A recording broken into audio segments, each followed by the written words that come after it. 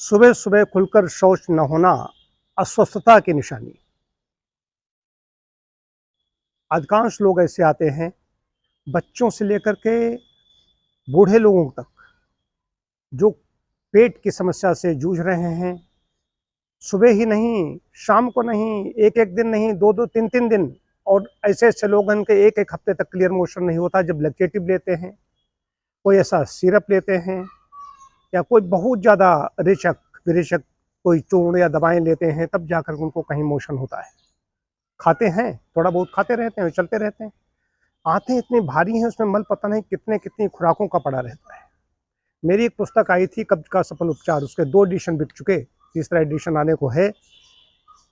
उसमें मैंने दिया था कि वर्तमान समय में लगभग हर व्यक्ति 2 किलो से लेकर के 5 किलो तक मल लिए लिए अपनी आंतों में घूम रहा है। एक प्रकार से चलते फिरते मलकुंड। तो मलकुंड क्या है? आंत, पेट साफ, रोग साफ।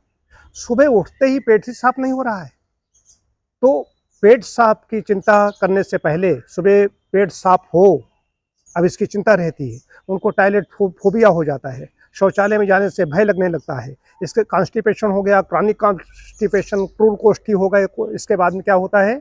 कहीं पाइल्स है, कहीं फिशर है, ऐसी समस्याएं होती, ब्लीडिंग हो रही है। कारण यही है, पेट ठीक तरीके से साफ नहीं हो रहा है।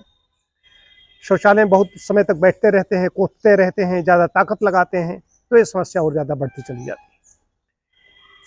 मैंने 20 बार कहा है कि भोजन पर विचार भोजनालय में कीजिए, शौचालय में नहीं।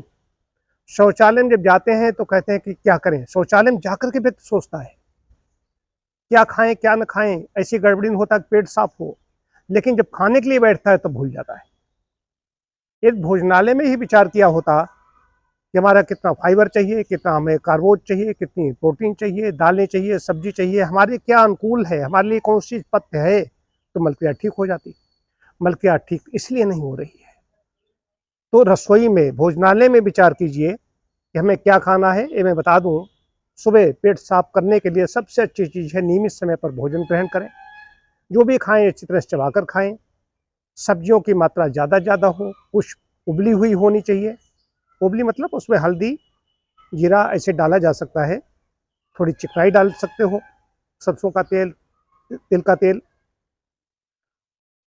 और कुछ हरी सब्जियां, खीरा, ककड़ी, इस तरह का सलाद भोजन में शामिल करें। कुछ फल भी ऐसे होने चाहिए, तो सुबह नाश्ते में फल ले सकते हैं, दोपहर में या नट्स भी भीगे हुए ले सकते हैं।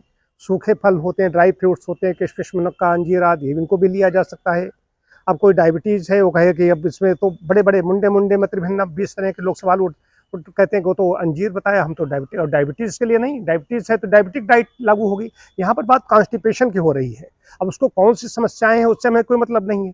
कॉन्स्टिपेशन की बात कर रहा हूँ। कॉन्स्टिपेशन उसका न रहे, उसकी मलक्रिया सुबह एक बार हो जाए। हालांकि नियम है, जई बार खाना तई बार जाना, जितने बार खाएं उतने बार शौच के लिए जाना चाहिए, लेकिन सुबह तो एक बार मलक्रिया ठीक हो जाए।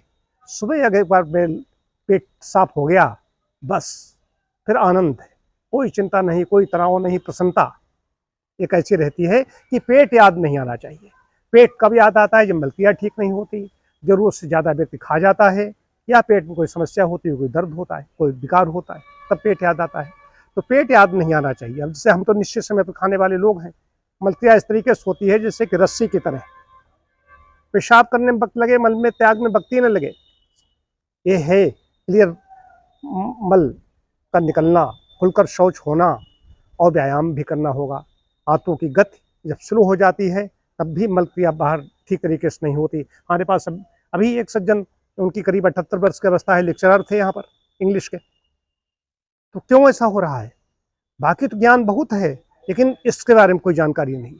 तो क्या खाएं, कितना खाएं, कब खाएं, कैसे खाएं, यही बड़ा विषय है। कैसे पकाएं, ये बड़ा विषय है, इसे वीडियो में नहीं बताया जा सकता। तो समझदारों के लिए मैं सूत्र में बात करता हूँ।